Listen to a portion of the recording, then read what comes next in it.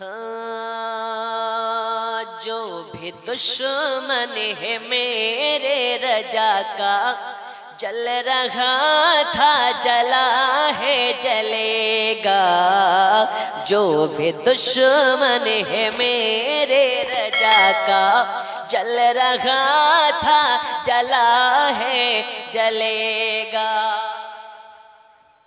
जो भी दुश्मन है मेरे रजा का, जल रहा था जला है जलेगा। मसलके आला हजरत का नारा,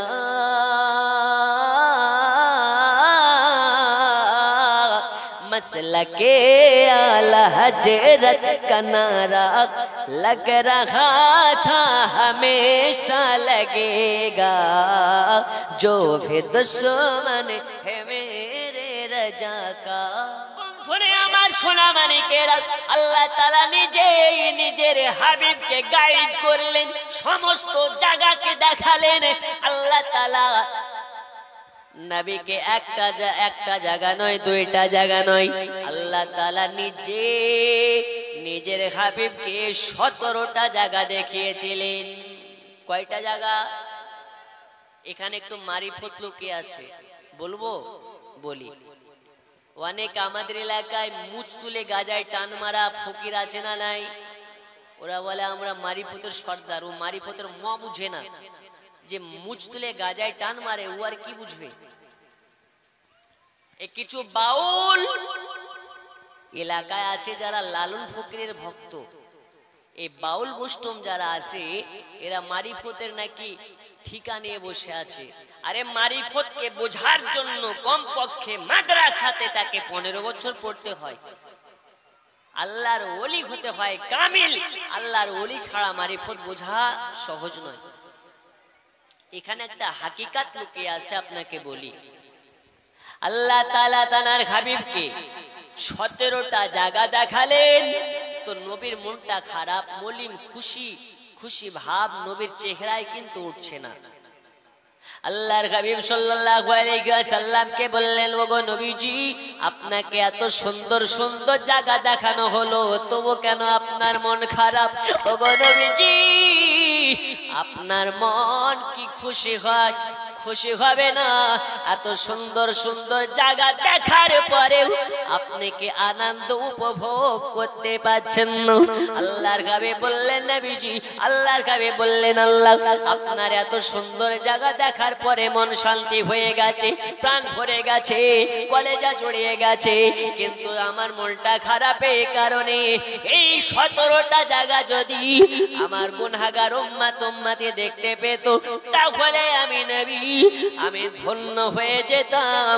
আমার আল্লাহ বললেন, নবীজি, আমি কথা দিলাম, যারা দিনে 5 ওয়াক্ত নামাজ আদা করে নেবে, আল্লাহ তাআলা তাদেরকে 17খানা জায়গা নিজে দেখাবে। সুবহানাল্লাহ, সুবহানাল্লাহ। আমরা জানি আল্লাহ নবী মিরাজে গিয়ে আমাদের জন্য নামাজ এনেছিলেন। ফার্স্টে 5 ওয়াক্ত না কত ওয়াক্ত? একটু কথা বলেন। এই মোবাইলে কারে বিরিয়ানি বন্ধ করে দেবো। এই কত ওয়াক্ত? 5 ওয়াক্ত না 50 ওয়াক্ত? একটু কোশ্চেন হবে এখন। হ্যাঁ, 5 ওয়াক্ত নয়, কত ওয়াক্ত? 50 ওয়াক্ত। আল্লাহর নবী এখনো নামাজ তোফা শুরু পাননি, কিন্তু আল্লাহ বললেন, হাবিব গো, আপনার উম্মতেরা যাদেরকে আমি দেখা এই 17টা জায়গা আপনাদেরকে দেখাবো, তার আগে আমি বলি, আপনারা নামাজ পড়েন? আচ্ছা, বছরে একদিন পড়েন, 2 দিন পড়েন, কেউ 5 ওয়াক্তের পড়েন। যে 5 ওয়াক্তের নামাজ পড়েন একটু হাত তুলবেন তো, হুজুর আমি 5 ওয়াক্ত পড়ি। আপনি পড়েন? একটু দাঁড়াবেন কষ্ট করে, আমি প্রশ্ন করবো না, দাঁড়ান। জি, 5 ওয়াক্ত। আচ্ছা, ফজরের ফরজ নামাজ কয় রাকাত? জোহরের 4 আর 2, আসরের কয় রাকাত? তাহলে 6 আর 4। মাগরিবের কয় রাকাত? 10 আর 3 13। ইশার কয় রাকাত? মোট কত হচ্ছে? আল্লাহ দেখাবেন বললেন কয়টা জায়গা? আর একটু জোরে, কয়টা? বসেন আপনি, এখানে আসল তথ্য আছে। 5 ওয়াক্ত নামাজের ফরজ নামাজ হচ্ছে মোট 17। কত? 17। আল্লাহ নবীকে দেখিয়েছেন কয়টা জায়গা? 17টা। আল্লাহ ওয়াদাবদ্ধ হলেন যারা 5 বার দিনে নামাজ পড়বে আল্লাহ তাআলা তাদেরকে এই 17টা জায়গা দেখাবেন। সুবহানাল্লাহ সুবহানাল্লাহ। তখন কিন্তু আল্লাহ নামাজ দেননি, পরে তৌফা স্বরূপ আল্লাহ পাক নবীকে নামাজ দিলেন 50 ওয়াক্ত। কত ওয়াক্ত?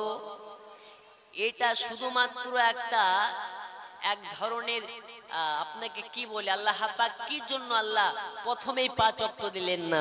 আল্লাহ পাক বলছেন নবী ফিরে যাবে, আবার আমার কাছে আসবে, আমি নবীকে আবার দেখতে চাই, আবার যাবে, আবার ফিরে আসবে, নবীকে আমি বারবার দেখতে চাই। যেই কারণে আল্লাহ 5 ওয়াক্তের জায়গায় প্রথমে 50 ওয়াক্ত নামাজ দিয়েছেন আর নবীকে বারবার তার বিনিময়ে দেখেছেন। জোরে বলুন আল্লাহ সুবহানাল্লাহ। কিন্তু 50 ওয়াক্ত নয়, 5 ওয়াক্তে আগে থেকে অ্যাকসেপ্টেড ছিল। নবী আমার নবীকে বললেন, নবী গো আপনার উম্মতেরা দিনে 5 ওয়াক্ত নামাজ পড়বে কিন্তু সওয়াব পাবে 50 ওয়াক্ত নামাজের। আর একটু জোরে হবে। আমরা পড়ি আস-সালাতু মিরাজুল মুমিনিন, নামাজ হচ্ছে খোদা দেখার মাধ্যম। এই নামাজকে যারা বাদ দেবে খোদা দেখা থেকে বঞ্চিত হবে। একবার ঝুমঝুমিয়ে দরুদে পাক আল্লাহুম্মা সাল্লি আলা সাইয়্যিদিনা মাওলানা মুহাম্মদ ওয়া আলা আলি সাইয়্যিদিনা মাওলানা মুহাম্মদ সাল্লাল্লাহু আলা মুহাম্মাদিন সাল্লাল্লাহু আলা মুহাম্মদ হরদম জবান সেন কালো পাক নবী মুহাম্মদ হরদম জবান সেন কালো শাফিয়ানা মুহাম্মদ সাল্লাল্লাহু আলাইহি ওয়াসাল্লাম। আমায় পাগল বলে আমার দুঃখ লাগে না, আমাকে পাগল করেছে ওই আরবের মদিনা, আমাকে পাগল করেছে ওই আরবের মদিনা। ওই মদিনায় আছেন আমার জান মুহাম্মদ রাসূল, সেই নবীকে ভালোবেসে আমি যদি করি ভুল, সেই নবীকে ভালোবেসে আমি যদি করি ভুল। জোরে বল সুবহানাল্লাহ। ওই মদিনায় আছেন আমার জান মুহাম্মদ রাসূল, সেই নবীকে ভালোবেসে আমি যদি করি ভুল, সেই নবীকে ভালোবেসে আমি যদি করি ভুল, ভুলে ভরা জীবন হোক কিছুই যায় আসে না, আমাকে পাগল করেছে ওই আরবের মদিনা, আমাকে পাগল করেছে ওই আরবের মদিনা। বন্ধু আমার সোনা মানিকেরা, আল্লাহ তাআলা বললেন হাবিব যারা দিনে 5 ওয়াক্ত নামাজ পড়ে নেবে ওগো নবীজি তারা এই 17টা জায়গা দেখতে পাবে। ও আমার সোনা মানিকেরা, আজকে 17 ওয়াক্ত 17 রাকাত যারা নামাজ পড়তে পারে না, এদের মতন কপাল পোড়া আর কে আল্লাহর এই পৃথিবীতে হতে পারে? আল্লাহ বললেন আস-সালাতু মিরাজুল মুমিনিন, তোমরা যারা দিনে 5 ওয়াক্ত নামাজ পড়বে তারা দিনে আমাকে 5 বার আমার দিদার পাবে। যারা মিরাজ করতে চাও খোদার সাথে তারা নামাজ পড়ো মসজিদে গিয়ে, যারা খোদার দিদার পেতে চাও তারা তারা নামাজি হয়ে যাও, নামাজকে ধরে নাও। নামাজ হচ্ছে একমাত্র আল্লাহ দেখার মাধ্যম। আল্লাহ দেখতে হলে নামাজের মাধ্যমে দেখতে হবে। আজ কেন আমরা নামাজ মুখে হয়ে নাও, মসজিদে কেন মুসল্লি হয় না? এটা কি আমাদের নবী পাকের আদর্শ? এ বাবা সোনামানিকেরা, নবীর নওয়াসা ইমাম হুসাইন কারবালাতে ইসলামের জন্য জান দিয়েছেন, কারবালাতে ইসলামের জন্য প্রাণ দিয়েছেন। ওই হুসাইনকে যখন কারবালার সারে জামিনে হুসাইনকে আপনার ইয়েজিদি বাহিনীরাও গোল করে ঘেরাও করে সীমার যখন হুসাইনকে কারবালার মাটিতে ফেলে দিয়ে হুসাইনের গলাতে তীর চালায়, আপনার কি না তলোয়ার চালায়, হুসাইনের গলা কাটে না, কাটে না, কাটে না। তলোয়ার খানাকে নিয়ে একবার দূরে ছেড়ে মেরেছে, একটা পাথরের উপরে পড়েছে, ওই পাথরটা টুকরা টুকরা হয়ে গেছে, কিন্তু হুসাইনের গলা কাটেনি। কেমনে কাটবে? হুসাইন বলে এই কারণে কাটে না, কাটে না, এই গলাতে আমার নানুজি একবার নয়, দুইবার নয়, শত শতবার চোমা দিয়েছে। এই গলা কাটা সহজ নয়, এই গলা কাটা সহজ নয়। ও গো আমার সোনামানিকেরা, আগে যাব না, ওই সময়ে হুসাইনে পাক নামাজ ছাড়েননি। হুসাইনে পাক বলেছিলেন আমার কোন জায়গাটা কাটতে পারবে তোমাদেরকে বলে দেওয়া হবে, তার আগে তোমরা যদি আমাকে 2 রাকাত নামাজ পড়তে দাও তবে আমি তোমাদেরকে বলে দেব। হুসাইনে পাক নামাজ পড়তেছেন, নামাজের অবস্থাতে হুসাইনকে কাতাল করা হয়েছে। হুসাইন ওই সময় একটি কথা বলেছিলেন, এ দুনিয়া ওয়ালো কান খোল করকে শুন লো, নামাজ মত ছোড়ো, মত ছোড়ো। নামাজ হচ্ছে এমন একটা হাতিয়ার, এই নামাজের মাধ্যমে নবী পাওয়া যাবে, এই নামাজের মাধ্যমে আল্লাহ পাওয়া যাবে। আছেন নাকি কোন মার্দে মুজাহিদ 17 জন ব্যক্তি আল্লাহর মহব্বতে নামাজের ওয়াসিলাতে হাত তুলে বলতে পারেন হুজুর আমি 200 টাকা দেব? নেই, 200 টাকা নেই, 200 করে টাকা হবে না, নেই গো। আচ্ছা একটা মেয়েদের দিকে দেন নাকি? একটা মেয়েদের দিকে আলাদা, একটা আপনাদের দিকে আলাদা। চাদর যাচ্ছে, যে যা পারবেন দিবেন। আর 200 করে টাকা 17 জনের কাছে হবে না? 17 জনের কাছে আমি জানি আপনারা দিয়েছেন বলে এত টাকা খরচা করে সম্ভব। আপনি দেখেন আপনাদের ইমাম সাহেব 200 টাকা নবী পাকের মহব্বতে আল্লাহ দানকে কবুল করে নিন, হাতে বাড়িয়ে দিন। 200 করে টাকার মাত্র 16 জন দেন। নেই 16 জন। ওমা খালা আপনাদের কাছে নেই, আচলে বাধা নেই, 200 করে টাকা হবে না?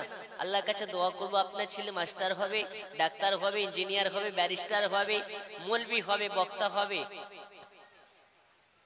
200 করে টাকা। একটা এইদিকে চাদর দেন, চাদর ব্যতিরিকে 200 করে টাকা আল্লাহ পাকের মহব্বতে এই জশ্নে ঈদে মিলাদুন নবীর মাহফিলে 200 করে টাকা মাত্র 16 জনের কাছে নেব। जो भी दुश्मन है मेरे रजा का जल रहा था जला है जलेगा, जो भी दुश्मन है मेरे रजा का जल रहा था जला है जलेगा, जो भी दुश्मन है मेरे रजा का जल रहा था जला है जलेगा, मसलके आला हजरत का नारा,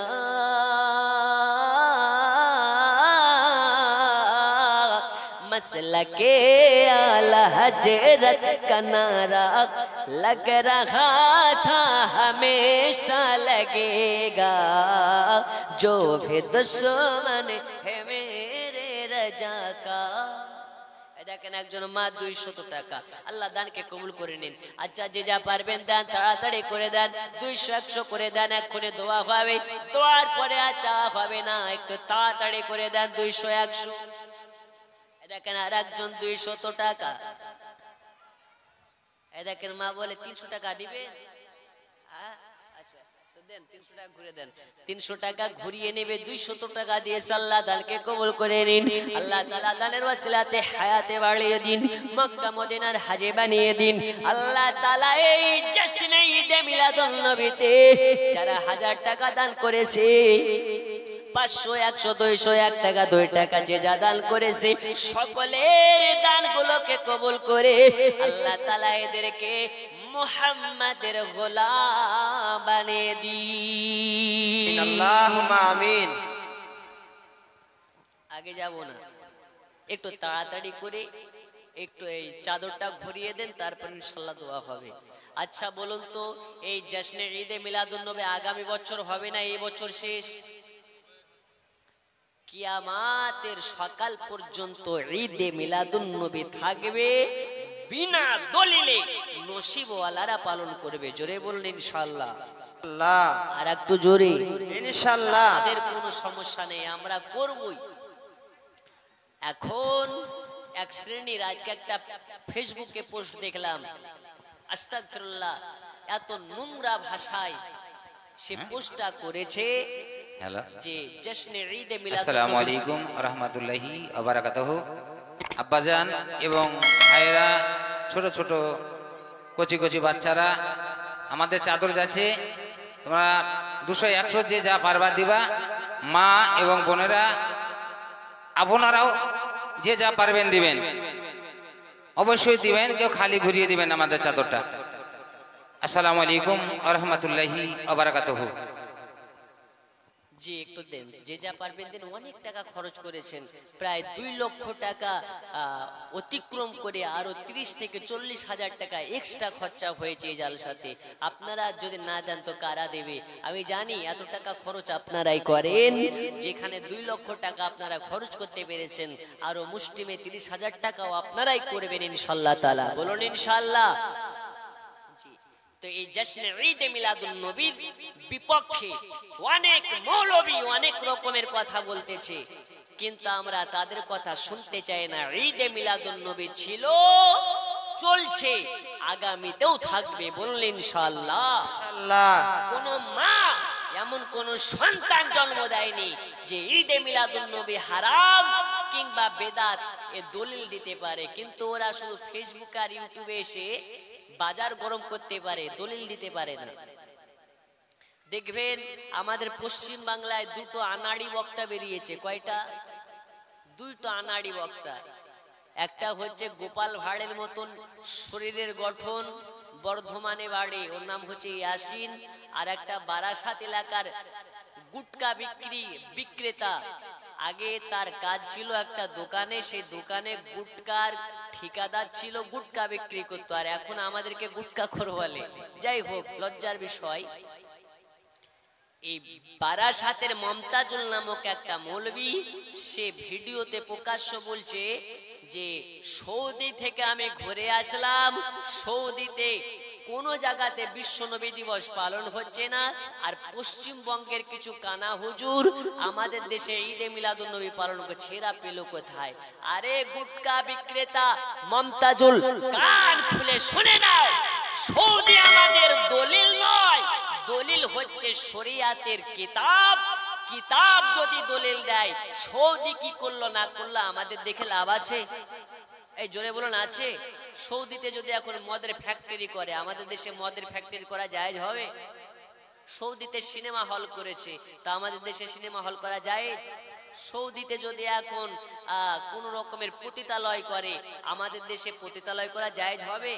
তো সৌদি আমাদের দলিল নয়, কোরআন হাদিস আমাদের দলিল। এই মমতাজুল নামক বাটফার ঈদে মিলাদুন নবী পালন করবে না, এই জন্য হারাম বলতেছে। যদি হারাম কিংবা না জায়েজ এটা প্রমাণ করতে পারো, একটা দলিল দিতে পারো, দাও, দায়িত্বর সহিত বলছি, পালন করব না, এর পক্ষে কথা বলবো না। কিন্তু মমতাজুল তো মমতাজুলের 14 গোষ্ঠীকে চ্যালেঞ্জ, একটা দলিল দেখাতে পারে না। কারণ এই নবীর জন্ম দিবস, নবীর জন্মদিন নবী আমার নিজেই পালন করেছেন, সাহাবায়ে কেরামেরা পালন করেছেন, তাবেঈগণ পালন করেছেন, আর আমরা সুন্নি মুসলমান আমরাও পালন করতেছি। আল্লাহ তাআলা আমাদের সকলকে সঠিক বুঝবার তৌফিক দিন, জোরে বলুন আল্লাহুম্মা আমিন। বলছে এটা নাকি বেদাত। আরে বেদাত কাকে বলে, বেদাত কয় প্রকার, বেদাত কি, এটা বুঝবার জন্য জ্ঞানী হওয়া লাগে, শিক্ষা অর্জন করা লাগে। রাজমিস্ত্রি লেবার এটা কিন্তু বলতে পারে না। মমতাজুলের তথ্য নিয়ে দেখবেন সে রাজমিস্ত্রির লেবার ছিল আর গুটকা বিক্রি করত, তাহলে হঠাৎ করে কি করে বক্তা হলো? এখন সোশ্যাল মিডিয়ার জামানা, ফেসবুক ইউটিউবে সবাই বক্তা হয়ে যায়।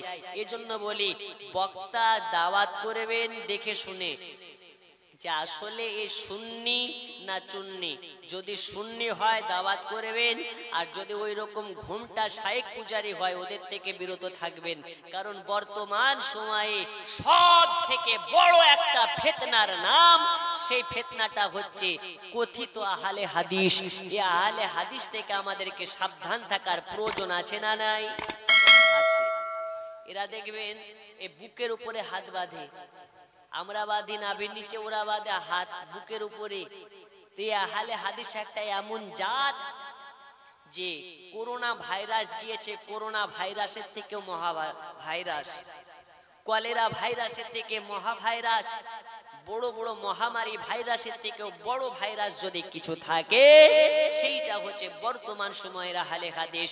আমি আপনাকে দায়িত্বর সহিত বলে যাচ্ছি, পৃথিবীতে আর কিছু বছরের মধ্যে থেকে সারা পৃথিবীর মানচিত্র থেকে এই আহলে হাদিস নামক দলটাকে ইনশাআল্লাহ মুছে ফেলা হবে।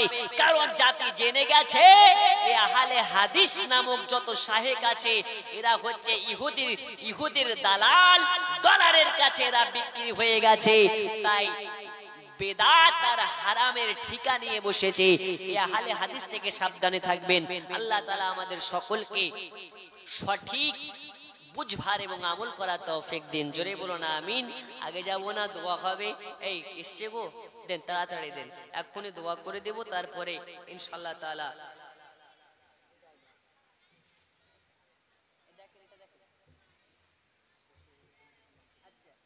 অনেক দিয়েছে, আল্লাহ দানকে কবুল করে নিন। দেখেন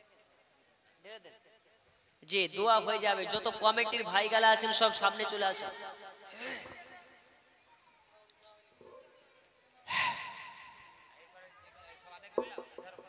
যে ডান দিক বাম দিক সব কমপ্লিট করে নিন, তারপরে ইনশাআল্লাহ এখন দোয়া হবে। আর এই মাহফিল ঈদে মিলাদুন নবীর মাহফিল আগামী বছর খুব সুন্দরভাবে পালন করবেন, আপনাদের প্রজন্মরাও পালন করবেন ইনশাআল্লাহ তাআলা, কিয়ামত পর্যন্ত আবাদ থাকবে। বলুন ইনশাআল্লাহ, আর একটু জোরে ইনশাআল্লাহ। আচ্ছা, আমরা এই ঈদে মিলাদুন নবীর পক্ষে না বিপক্ষে? আমরা নসিবওয়ালা, আমরা নবী দিবস পালন করে খাচ্ছি বিরিয়ানি, আর ওদের হচ্ছে চুলকানি। তা আমরা করবো কি? তুই যত পারবি চুলকা, মার্কেটে তোর জন্য অবনী ঘোষের মলম বাড়িয়েছে, যত পারবি লাগা, কিন্তু হারাম আর বেদাতের ফতোয়া লাগাতে আসিস না, নাহলে পেছন আর পেছন থাকবে না, লাল হয়ে যাবে। ঠিক না বে? ঠিক। জি, একবার দারুদ শরীফ পড়েন, দোয়া হবে। আল্লাহুম্মা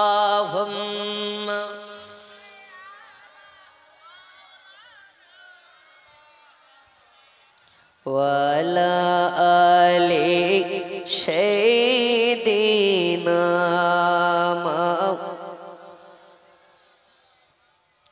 ওয়ালা আলি সাইয়্যিদিনা। পাইলে নিরালাই গো নবী, পাইলে নিরালাই, পাইলে নিরালাই গো নবী, পাইলে নিরালাই। দুই কদমে চুমু খাবো, দুই কদমে চুমু খাবো, চরণ ধুলে মাখবো গায়ে। পাইলে নিরালাই গো নবী, পাইলে নিরালাই। পড়ুন পাইলে নিরালাই গো নবী, দুই কদমে চুমু খাবো, দুই কদমে চুমু খাবো চরণ ধুলে মাখবো গায়ে পাইলে নিরালায় গো নবী দয়াল নবী কত দূরে লোহিত সাগরের তীরে দয়াল নবী কত দূরে লোহিত সাগরের তীরে মদিনার ওই সোনার ঘরে আছে তিনি সর্বদাই পাইলে নিরালাই গো নবী পাইলে নিরালাই পাইলে নিরালাই গো নবী পাইলে নিরালাই তোয়ে কদমে চুমু খাবো তোয়ে কদমে চুমু খাবো তোয়ে কদমে চুমু খাবো চরণ ধুলে মাখবো গায় পাইলে নিরালাই গো নবী পাইলে নিরালাই আব্বাজি আমার সোনা মানিকেরা রাত 12টা হয়ে গেছে আর বিলম্ব নয় এবার ওয়াজ সমাপ্তি করে দোয়া দেখে আমরা যেতে চাই আমি আপনাদেরকে বলতেছিলাম আল্লাহ নবী সাল্লাল্লাহু আলাইহি ওয়াসাল্লাম মিরাজ শরীফে যাওয়ার পরে আল্লাহ তাআলা নবীকে ভালোবেসে তোফা স্বরূপ দিলেন নামাজ রোজা হজ যাকাত কি কি দিয়েছেন নামাজ রোজা হজ যাকাত নবী আমার মেরাজ থেকে আসলেন আসার পরে আবু জাহালের সামনে বলেছে ওগো আবু জাহাল জানোনি আল্লাহ তাআলা আমাকে মেরাজ নিয়েছিলেন আর আমি মেরাজে গিয়েছিলাম উম্মে খানের বাড়ি থেকে ওযু বানিয়ে গিয়েছি হাজার হাজার বছরের পথ অতিক্রম করে আল্লাহর সঙ্গে দেখা করেছি হাজার হাজার বছর ধরে আবার আমি জান্নাত জাহান্নাম সব দর্শন করে এসেছি আসার পরেও দেখতে পাই যে জায়গাতে বসে আমি ওযু বানিয়েছি যে জায়গাতে বসে আমি ওযু করেছি ওই জায়গার ওযুর পানি এখনো গড়তেছে জোরে বল এই ওযু বানিয়ে ঘর যেতে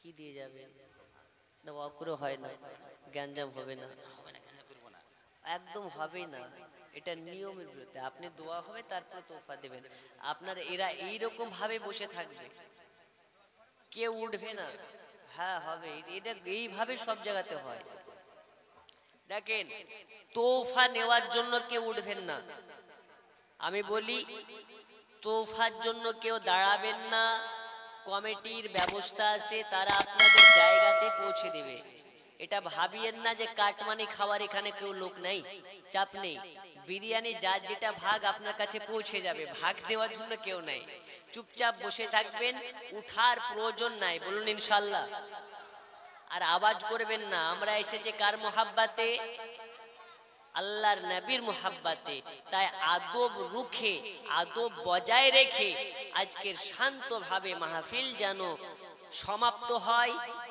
এই দিকটা লক্ষ্য রাখবেন আমি এক্ষুনি দাঁড়াবো দোয়া করব দোয়ার শেষে আপনারা সকলে বিরিয়ানি নেবেন বসে থেকে কেউ দাঁড়াবেন না আপনাদের কাছে পৌঁছে যাবে ওয়াদাবদ্ধ করুন বলুন ইনশাআল্লাহ একটু দুই হাত তুলে বলুন ইনশাআল্লাহ কেউ দাঁড়াবেন না এক্ষুনি দোয়া করব দোয়ার পরে আপনাদের নিজ নিজ জায়গাতে কমিটির ভাইরা বিরিয়ানি নিয়ে পৌঁছাবে আচ্ছা দোয়াটা তো করতে দেন জি দোয়া করব তার আগে চারটে আপনাদের কথা বলি আল্লাহ নামাজ রোজা হজ যাকাত এগুলো তোফা স্বরূপ আপনাদের জন্য আমাদের জন্য নবী এনেছিলেন তো নবী আমার বলছেন আবু জাহেলের সামনে আবু জাহেল বলছে এটা কি সত্যি হতে পারে আবু বাক্কারের কাছে গিয়ে জিজ্ঞেস করছে হে আবু বাক্কার তোমাদের নবীর মাথা খারাপ হয়ে গেছে তো কেন এটা কি সম্ভব এত কম সময়ের মধ্যে জান্নাত দেখা ফিলিস্তিনের মসজিদুল আকসাতে গিয়ে নামাজ পড়া আল্লাহর সঙ্গে দিদার করা জান্নাত জাহান্নাম পরিদর্শন করা তো আবু বাক্কার বলছেন এই কথা কে বলেছে আবু জাহাল বলছে এটা তোমাদের নবী মুহাম্মদ বলেছে।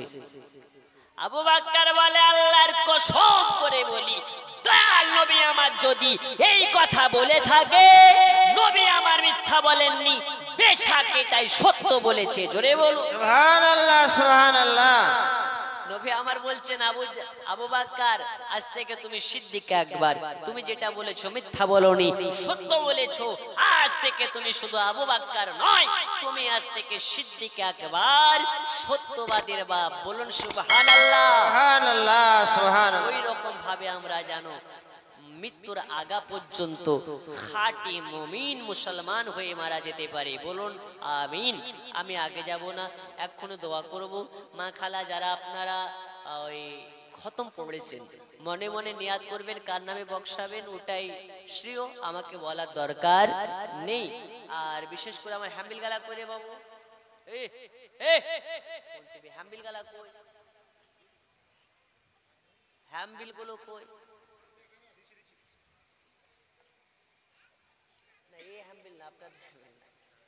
আমার মাদ্রাসার হ্যাম্বিল।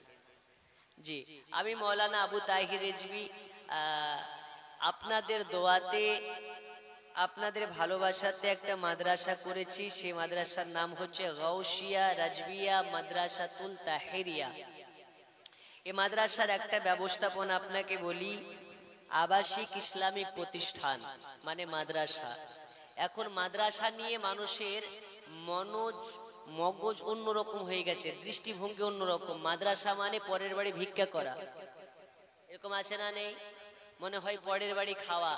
এই জন্য মানুষের সিস্টেমটা এরকম ঢুকে আসে, তাই এটাকে চেঞ্জ করার জন্য আমি একটা মাদ্রাসা করছি। মাদ্রাসার নিয়মাবলীটা বলে দোয়া করব। রাগ হবে নাকি? কষ্ট হবে? একটু শোনেন। ফার্স্ট কথা হচ্ছে, মাদ্রাসাতে 1.5 থেকে 2 বছরের মধ্যে বাচ্চাকে হাফিজ গ্যারেন্টির সহিত বানানো হবে। আর হাফেজ হতে এই টাইমই লাগে, এর থেকে বেশি লাগে না। এর থেকে যদি বেশি টাইম লাগে তাহলে ভাববেন ও পড়তে পারবে না। 2 বছরের মধ্যে হাফিজ তৈরি করা হবে। কয়েকটা নিয়মাবলী। প্রথম, উপযুক্ত হাফিজ দ্বারা কোরআন শিক্ষা ও হিফজের ব্যবস্থা থাকবে। কারি ও মাওলানা বিভাগে উপযুক্ত আলেম দ্বারা গুরুত্ব সহকারে পাঠদান করা হবে। ইসলামী শিক্ষা সাথে বাংলা, ইংরেজি, গণিত, বিজ্ঞান শিক্ষার ব্যবস্থা থাকবে।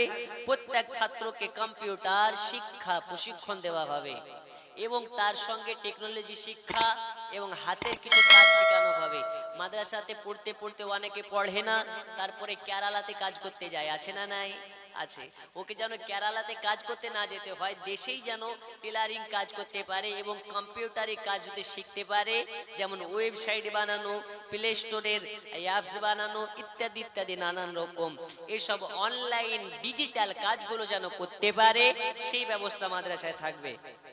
তারপরে কি, প্রতিদিন 3 বার খাবারের ব্যবস্থা থাকবে মাদ্রাসাতে। প্রত্যেক শিক্ষার্থীর জন্য থাকার যথোপযুক্ত ব্যবস্থা থাকবে। দুস্থ অসহায় এতিমদের বিনা খরচে থাকা, খাওয়া ও শিক্ষার ব্যবস্থা থাকবে। ছাত্রদের জন্য বছরে 2 বার মাদ্রাসার পক্ষ হতে পোশাক দেওয়া হবে। দুস্থ অসহায় এতিমদের কোনো ভর্তি ফি এবং খাওয়া ফি, থাকা ফি লাগবে না। ছাত্র ও শিক্ষকদের চাঁদা সাহায্য কালেকশন আদায় করতে হবে না। মানে আপনার কোনো ভয় নাই যে আপনার ছেলেকে মাদ্রাসাতে দিলে কালেকশন করতে হবে, আদায় করতে হবে, পরের বাড়ি খেতে হবে, এরকম চিন্তা ভাবনা বাদ দিন। এখনকার 500 টাকা 300 টাকা রোজগার করা বাপু প্রাইমারি স্কুলে না পড়িয়ে পাবলিক প্রাইভেট লিমিটেড স্কুলে পড়ায়। তাই ওই সিস্টেম একদম চেঞ্জ। একটা মাদ্রাসা করতে যাচ্ছি আমি, ইনশাআল্লাহ তাআলা আমার সঙ্গে যোগাযোগ রাখবেন। আপনার সন্তানকে যদি ভর্তি করেন এই মাদ্রাসায় ভর্তি করুন, ইনশাআল্লাহ দায়িত্বর সহিত বলছি, আপনার ছেলে ইসলামিক শিক্ষা অর্জন করার সাথে সাথে এই আমাদের ভারতে আমরা বসবাস করি, আমাদেরকে ভারতীয় সুশিক্ষা আমাদের জ্ঞান অর্জন করতে হবে। আমাদেরকে জেনারেল শিক্ষায় শিক্ষিত হতে হবে। মুসলমান যদি জেনারেল শিক্ষায় সুশিক্ষিত না হয়, এই দেখুন ভারতের যা এখন অবস্থা, এই মুসলিম ওয়াকফ সম্পত্তি তারা দখল করে নিচ্ছিল। এই মুসলিমেরাই পড়ালেখা ছিল বলে আজকে মেলের মাধ্যমে এই ভোট দিয়ে তার বিরুদ্ধে আওয়াজ তুলতে পেরেছে। তা আপনার ছেলেকে সন্তানকে ভালোভাবে সুশিক্ষায় বড় করুন, তার সাথে সাথে ইসলামিক শিক্ষাও দিতে হবে, কারণ ইসলামিক শিক্ষা যার ভেতরে নেই সে একজন জাহিল হয়ে মারা যাবে। কোরআনের শিক্ষা যার মধ্যে থাকবে না সে মূর্খ হয়ে মারা যাবে। আমি আগে যাচ্ছি না, বিদায় নিচ্ছি। সকলে যারা হ্যাম্বেলটা নেবেন এখান থেকে নেবেন, আর সকলে আমার জন্য দোয়া করবেন, আপনাদের জন্য আমি দোয়া করি। সকলে ভালো থাকুন, সুস্থ থাকুন, এক্ষুনি দোয়া করে দিচ্ছি। আর একদম গন্ডগোল করবেন না, মোটেও গন্ডগোল করবেন না। যে যেখানে আছেন ওইখানে বসেই হাদিয়া পাবেন। আসসালামু আলাইকুম। আওয়াজ কই আপনারা?